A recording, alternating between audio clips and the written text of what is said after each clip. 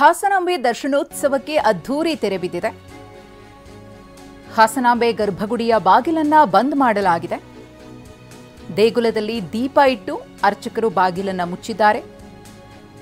ದೇವಿಯ ಅಲಂಕಾರ ತೆರವಾದ ಬಳಿಕ ವಿಶ್ವರೂಪ ದರ್ಶನದ ನಂತರ ಗರ್ಭಗುಡಿಯ ಬಾಗಿಲನ್ನ ಬಂದ್ ಮಾಡಲಾಗಿದೆ. ಅಕ್ಟೋಬರ್ 9ರಿಂದ ಭಕ್ತರಿಗೆ ದರ್ಶನ ನೀಡಿದಂತಹ ಹಾಸನಾಂಬೆ ಇವತ್ತು ಹಾಸನಾಂಬೆ ದರ್ಶನೋತ್ಸವಕ್ಕೆ ಅದ್ಧೂರಿ ತೆರೆ ಬಿದ್ದಿದೆ. ಈ ಬಾರಿ ಹಾಸನಾಂಬೆ ದರ್ಶನೋತ್ಸವ ದಾಖಲೆಯನ್ನು ಬರೆದಿತ್ತು. ಹೆಚ್ಚಿನ ಸಂಖ್ಯೆಯಲ್ಲಿ, ಲಕ್ಷಾಂತರ ಸಂಖ್ಯೆಯಲ್ಲಿ ಭಕ್ತರು ಬಂದು ಹಾಸನಾಂಬೆಯ ದರ್ಶನವನ್ನು ಪಡೆದಿದ್ರು. ಇವನ್ ಕಾಣಿಕೆ ಸಂಗ್ರಹದಲ್ಲೂ ಕೂಡ ದಾಖಲೆಯನ್ನು ಬರೆದಿತ್ತು.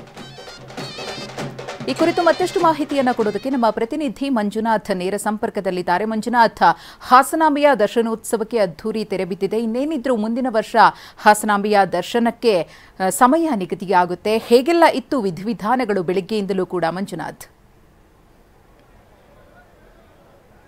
ಹೌದು ಮಧುಶ್ರೀ, 2025ರ ಹಾಸನಾಂಬೆ ದರ್ಶನೋತ್ಸವ ಅಧಿಕೃತವಾಗಿ ಸಂಪನ್ನಗೊಂಡಿದೆ.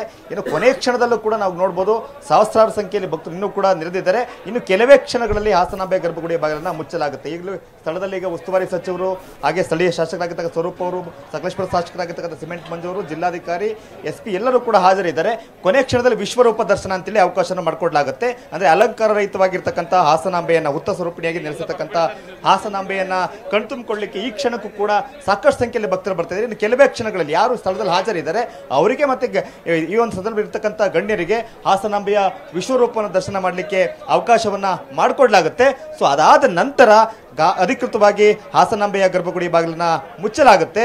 ಏನು ಈ ವರ್ಷ ಒಟ್ಟು 13 ದಿನಗಳ ಕಾಲ ಸಾರ್ವಜನಿಕ ಭಕ್ತರ ದರ್ಶನಕ್ಕೆ ಅವಕಾಶವನ್ನು ಮಾಡಿಕೊಡ್ಲಾಗಿತ್ತು. ಅದರಲ್ಲಿ ಮೊದಲ ಹಾಗೂ ಕೊನೆಯ ದಿನವನ್ನು ಹೊರತುಪಡಿಸಿದರೆ ಒಟ್ಟು 13 ದಿನಗಳ ಕಾಲ ದರ್ಶನವನ್ನು ಮಾಡಿದ್ರು. ನಾವು ನೋಡ್ತಾ ಇದ್ದೀವಿ, ಗರ್ಭಗುಡಿ ಕಡೆ ಕೂಡ ನಾವು ಗಮನಿಸಬಹುದು.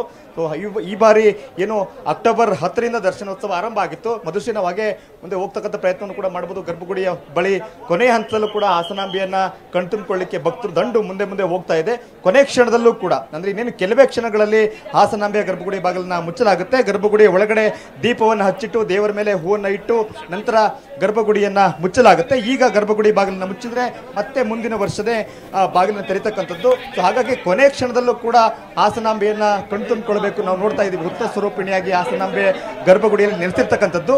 ಸೊ ಹಾಗಾಗಿನೇ ಈ ವರ್ಷಕ್ಕೆ ಒಮ್ಮೆ ಮಾತ್ರ ಸಿಗ್ತಕ್ಕಂಥ ಈ ಒಂದು ಅವಕಾಶವನ್ನ ಬಳಸ್ಕೊಳ್ಬೇಕು. ಆ ಮೂಲಕವಾಗಿ ಹಾಸನಾಂಬೆಯ ಆಶೀರ್ವಾದವನ್ನ ಪಡಿಬೇಕು ಅಂತಕ್ಕಂಥ ನಿಟ್ಟಿನಲ್ಲಿ ಭಕ್ತರು ಬರ್ತಾರೆ. ಜೊತೆಗೆ ಏನು ಕಳೆದ 15 ದಿನಗಳಿಂದ ಇಲ್ಲಿ ಸಿಬ್ಬಂದಿಗಳು ಕರ್ತವ್ಯ ನಿರ್ವಹಿಸಿದ್ರು, ಅವರು ಕೂಡ ಹಾಸನಾಂಬೆಯನ್ನ ದರ್ಶನ ಮಾಡಲಿಕ್ಕೆ ಕೂಡ ಬರ್ತಾ ಇದ್ದಾರೆ. ಸೊ ಈ ವರ್ಷದ ಹಾಸನಾಂಬೆ ದರ್ಶನೋತ್ಸವ ಅಧಿಕೃತವಾಗಿ ಕೊನೆಯಾಗಿದೆ. ಈ ವರ್ಷ ಒಟ್ಟು 26 ಲಕ್ಷ ಭಕ್ತರು ಹಾಸನಾಂಬೆಯನ್ನ. ಓಕೆ, ಧನ್ಯವಾದ ಮಂಜುನಾಥ್ ತಮ್ಮ ಮಾಹಿತಿಗಾಗಿ.